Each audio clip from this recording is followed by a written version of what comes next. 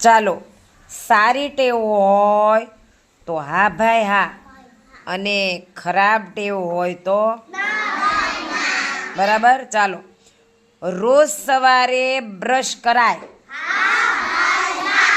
રોજ સવારે બ્રશ કરાય. બ્રશ કર્યા વગર ચા નાસ્તો થાય.